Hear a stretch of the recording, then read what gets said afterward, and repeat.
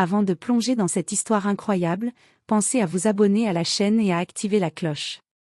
Ici, chaque récit a quelque chose à dire, et vous ne voudrez pas en manquer un seul. Dans le luxueux écrin du restaurant Le Céleste, les lumières tamisées caressaient doucement les dorures, tandis que les murmures feutrés des conversations élégantes se mêlaient au cliquetis délicat des couverts sur la porcelaine fine. Chaque table semblait un théâtre, où s'activaient des acteurs vêtus de soie, de velours et d'or, jouant leur rôle avec une assurance mêlée d'arrogance. L'air était chargé d'une certaine suffisance, presque palpable, comme un parfum entêtant que seuls quelques-uns savaient apprécier. Ce soir-là, au bar en acajou poli, un homme d'une 50aine d'années, vêtu d'un costume sur mesure au ton gris anthracite, semblait profondément ennuyé.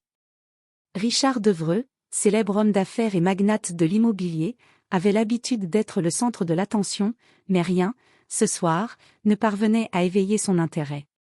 Ses yeux perçants, d'un bleu glacial, balayèrent la salle d'un air blasé. Son regard s'arrêta sur une silhouette discrète qui avançait avec aisance parmi les tables, portant avec soin des plateaux chargés de mets raffinés, Maya. Jeune femme noire de 26 ans, elle avait grandi dans un quartier populaire de la ville, mais avait su, par son travail acharné et sa dignité, conquérir une place dans ce temple de l'élégance. Sa démarche était fluide, presque silencieuse, ses gestes précis et empreints de grâce. Pourtant, malgré son professionnalisme, certains regards, souvent furtifs, trahissaient un jugement froid, parfois méprisant. Maya n'était pas simplement une serveuse parmi d'autres. Derrière son sourire mesuré et ses yeux francs, elle portait l'histoire d'une lutte quotidienne contre les préjugés et l'indifférence. Chaque soir, elle affrontait le poids invisible d'une société qui ne lui accordait que rarement la place qu'elle méritait.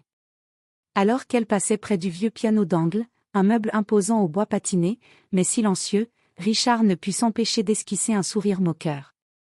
Il voyait en elle une distraction, un divertissement à son ennui grandissant. D'un geste ample, presque théâtral, il fit signe à Maya, la voix empreinte de ce mélange venimeux de défi et de mépris, « Jouez-nous quelque chose, si vous l'osez ». Le silence tomba comme une chape de plomb. Les conversations se figèrent, les fourchettes suspendues à quelques centimètres des assiettes, tandis que tous les regards convergeaient vers Maya, cette serveuse à qui l'on n'avait jamais demandé qu'une chose, servir. Ce défi n'était rien d'autre qu'une humiliation déguisée en spectacle. Une mise à l'épreuve cruelle, un test de dignité orchestré par un homme habitué à se croire tout-puissant dans ce microcosme d'élite. Mais Richard ignorait encore que cette soirée ne se déroulerait pas selon ses règles.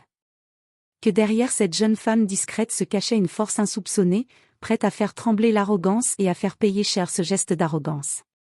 Maya, terminant son service avec la même efficacité et la même retenue qui lui avait toujours permis de garder la tête haute malgré les regards lourds et les jugements muets, sentit son cœur s'accélérer.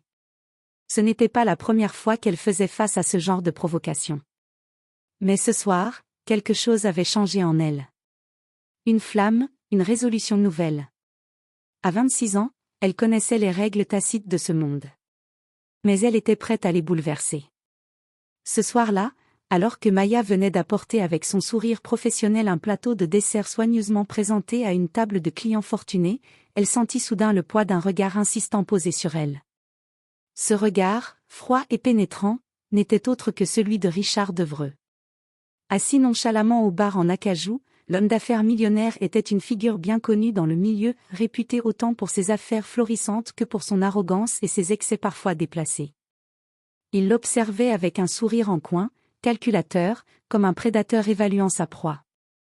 Ce regard n'avait rien d'amical, c'était une invitation déguisée en défi, une provocation lancée à la jeune serveuse. Richard se leva lentement, attirant les regards tandis qu'il traversait la salle avec l'assurance d'un roi dans son royaume. Son costume impeccable et son allure hautaine semblaient accentuer chaque pas qu'il faisait. Arrivé près du vieux piano d'angle, un instrument au bois sombre, dont le silence trahissait son oubli dans ce décor luxueux, il s'arrêta et s'adressa à Maya d'un ton suffisant, presque méprisant. « Et, vous là. Servez-vous du piano, et montrez-nous que vous valez quelque chose d'autre que de porter des plateaux. » Le souffle des conversations s'arrêta net. Un silence gêné tomba sur la salle. Les clients, figés, oscillèrent entre surprise et amusement devant ce spectacle inattendu. Certains échangeaient des regards incrédules, tandis que d'autres retenaient leur souffle, intrigués par cette scène qui promettait d'être plus qu'un simple divertissement. Maya sentit un feu rouge lui monter aux joues, mais pas de colère ni de honte. Plutôt une détermination tranquille, une force intérieure forgée par des années de combats silencieux. Elle connaissait bien ce genre de provocation, ces pièges déguisés en plaisanterie. Mais cette fois, elle savait qu'elle ne laisserait pas cette tentative d'humiliation la briser. Avec lenteur et grâce, elle déposa le plateau sur une table voisine, attirant quelques regards curieux, puis s'approcha du piano. Ses mains tremblaient à peine, juste assez pour trahir la tension de l'instant, mais son regard demeurait droit, défiant. Richard, satisfait, se redressa, prêt à savourer ce qu'il imaginait être un numéro ridicule, une démonstration publique de sa supériorité. Pourtant, au moment où ses doigts touchèrent les touches, Maya ne joua pas la musique que Richard avait anticipée. Pas un air maladroit, pas une fausse note risible. Ce qui s'éleva de l'instrument fut une mélodie pleine de vie, de passion et d'émotion, une déclaration silencieuse mais puissante qui allait bien au-delà des attentes de l'arrogant millionnaire. Maya s'installa lentement face au vieux piano d'angle, ses mains posées avec douceur sur le bois usé, mais son regard restait droit, calme, chargé d'une détermination silencieuse. Autour d'elle, l'air semblait chargé d'électricité, un mélange subtil d'arrogance et d'attente flottant dans la pièce. Les convives, figés, retenaient leur souffle, pris au piège de ce spectacle inattendu. Ses doigts effleurèrent d'abord timidement les touches, comme pour sentir la température de l'instrument, la texture du toucher. Puis, d'un geste sûr, précis et assuré, elle entama une mélodie. Ce n'était pas une simple composition légère, mais une pièce profonde, vibrante, chargée d'émotions qu'on ne pouvait ignorer. Chaque note résonnait avec une intensité rare, mêlant orgueil et douleur, fierté contenue et un espoir inébranlable. Les premiers accords capturèrent immédiatement l'attention de toute la salle. Les murmures se turent, les regards se fixèrent sur Maya, fascinés par la maîtrise avec laquelle elle jouait. Ce morceau semblait raconter une histoire, celle d'une lutte invisible, d'une résistance silencieuse, d'un combat pour la dignité. Il y avait dans sa musique une vérité brute, une force tranquille qui imposait le respect sans un mot. Richard fronça les sourcils, visiblement décontenancé. Ce qu'il avait cru être une occasion de se moquer s'était transformé en une révélation. La moquerie laissa place à un malaise croissant, à mesure que chaque note brisait son arrogance, le mettant face à une réalité qu'il ne voulait pas voir. Il détourna les yeux un instant, incapable de soutenir ce regard fier et cette performance magistrale. Dans la salle, les premiers murmures admiratifs prirent naissance, doucement, comme un souffle. Puis, quand le dernier accord s'éteignit avec une douceur presque douloureuse, un silence suspendu enveloppa la pièce, comme si le temps lui-même avait cessé de s'écouler. Puis, lentement, presque timidement, des applaudissements commencèrent à éclore, d'abord discrets, hésitants, avant de gagner en force et en intensité. Bientôt, toute la salle vibrait sous le rythme sincère de cette ovation. Richard, lui, baissa les yeux, piégé dans la toile qu'il avait lui-même tissée. Il venait de comprendre que derrière cette apparence humble et effacée, derrière ce rôle de simple serveuse, se cachait un talent éclatant et une dignité inébranlable qu'il ne pourrait jamais ignorer ni réduire. La dernière note s'était éteinte, mais l'émotion qu'elle avait suscitée flottait encore, vibrante et palpable, dans toute la pièce. Maya resta un instant assise, ses mains reposant doucement sur le clavier, comme pour s'imprégner de la force qu'elle venait de libérer. Puis, lentement, elle se redressa, un léger sourire de fierté et de sérénité illuminant son visage. Ce sourire, discret mais puissant, semblait dire qu'elle avait gagné bien plus qu'un simple défi. Elle reprit sa place parmi les serveurs, ses pas plus assurés, sa posture changée. Une nouvelle présence émanait d'elle, imposante, digne, incontestable. Les regards qui auparavant la fuyaient ou la jaugeaient avec condescendance se posaient désormais sur elle avec admiration et respect. Richard, toujours figé dans l'incrédulité, se leva maladroitement, son visage cherchant à retrouver la maîtrise qu'il croyait avoir. Il s'approcha d'elle, l'intention claire de reprendre le contrôle, de réaffirmer son pouvoir. Mais ce n'était plus la même jeune femme qu'il avait tenté d'humilier quelques minutes plus tôt. Maya le fixa droit dans les yeux, son regard clair et inébranlable comme un défi silencieux. Elle parla d'une voix calme, ferme, dépourvue de toute colère, mais chargé de conviction. Monsieur Devreux, la prochaine fois que vous voulez vous amuser à humilier quelqu'un, assurez-vous d'abord de ce qu'elle est capable. Le poids de ces mots sembla faire tomber un lourd silence dans la salle. Les convives, témoins de la scène, échangèrent des regards chargés d'une admiration nouvelle, presque solennelle. Quelques-uns, touchés par cette expression de dignité et de courage, se levèrent spontanément pour applaudir à nouveau, saluant la force tranquille de Maya.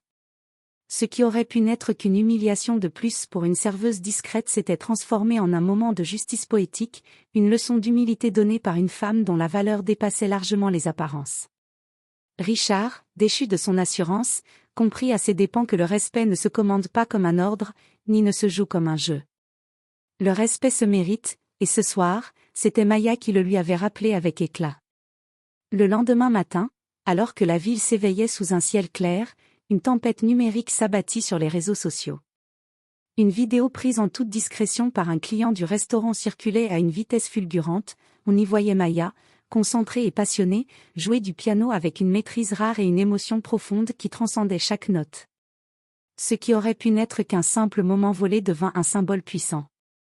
Le visage de Richard Devreux, figé dans une expression mêlée de surprise et d'humiliation, apparaissait en même temps, faisant de lui l'incarnation d'une arrogance punie en pleine lumière. Les internautes, touchés par la dignité et le talent de Maya, mais aussi par la chute de l'homme d'affaires, partagèrent massivement la vidéo, commentant, applaudissant, s'indignant contre l'attitude hautaine de Richard. Dans le restaurant, cette soudaine vague d'attention fut une bouffée d'air frais. Le personnel se rassemblait autour des écrans, regardant avec émerveillement la reconnaissance inattendue portée à leurs collègues. Les appels et les réservations affluèrent de partout, certains clients fidèles promettant même de revenir spécialement pour écouter Maya jouer, désormais perçue comme une véritable artiste. Rapidement, les médias locaux prirent le relais.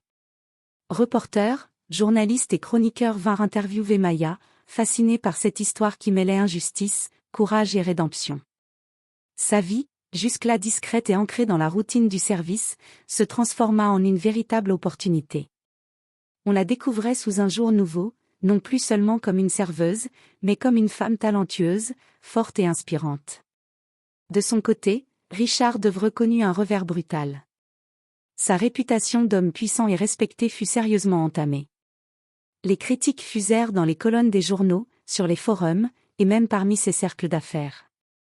Plusieurs de ses partenaires, soucieux de préserver leur image, prirent leur distance, refusant de s'associer à un homme désormais perçu comme arrogant et déconnecté. Mais Maya, elle, restait fidèle à elle-même. Plus que jamais, elle incarnait cette vérité simple et essentielle: on ne doit jamais sous-estimer la force, le talent et la dignité d'une personne, peu importe sa place apparente dans la société. Ce soir-là, elle avait fait tomber bien des barrières, et ouvert une voie nouvelle, pour elle et pour ceux qui, comme elle, attendent juste qu'on leur tende la main. Quelques mois s'étaient écoulés depuis cette soirée qui avait bouleversé la vie de Maya. Elle n'était plus simplement la serveuse attentive du Céleste. La vidéo de sa performance avait ouvert des portes que, jusque-là, elle n'osait même pas rêver franchir. Son talent, longtemps caché sous le voile des préjugés et de l'invisibilité sociale, brillait désormais sous les projecteurs. Grâce à la mobilisation de plusieurs mécènes touchés par son histoire, elle avait obtenu une bourse d'études dans une école de musique prestigieuse, réputée pour former les artistes les plus prometteurs. Chaque matin, Maya franchissait les portes de cet établissement avec la même détermination qui l'avait guidée jusque-là, mais aussi avec une confiance nouvelle, fruit de la reconnaissance qu'elle avait enfin reçue. Son univers avait changé, mais elle n'avait pas oublié d'où elle venait. Les leçons apprises dans le restaurant huppé, les défis surmontés et les regards dédaigneux restaient gravés en elle, faisant d'elle une artiste entière, capable de transmettre dans chaque note l'âme de son parcours. Quant à Richard Devreux, sa chute avait été brutale. Le revers public qu'il avait subi l'avait forcé à une douloureuse introspection. Peu à peu, il avait compris que le vrai pouvoir ne se mesure pas à la richesse ou au statut, mais au respect accordé aux autres, à la capacité d'écouter et d'apprendre. Ce changement, bien que lent et difficile, marquait un tournant dans sa vie, un chemin vers plus d'humilité. Pour Maya, le vieux piano d'angle n'était plus un simple meuble oublié dans un coin du restaurant. C'était devenu un symbole, un confident silencieux de ses victoires intérieures. Chaque fois qu'elle jouait, ce n'était plus un défi lancé aux esprits arrogants, mais une célébration de sa force, de sa dignité, et de ce rêve longtemps contenu qu'elle pouvait enfin vivre pleinement. Son histoire, relayée par les médias et partagée par ceux qui avaient été touchés, inspirait désormais bien au-delà des murs du céleste. Elle rappelait à tous que la musique, dans sa beauté et sa vérité, pouvait briser les barrières les plus dures, et que chacun, quelle que soit son origine, pouvait faire entendre sa voix.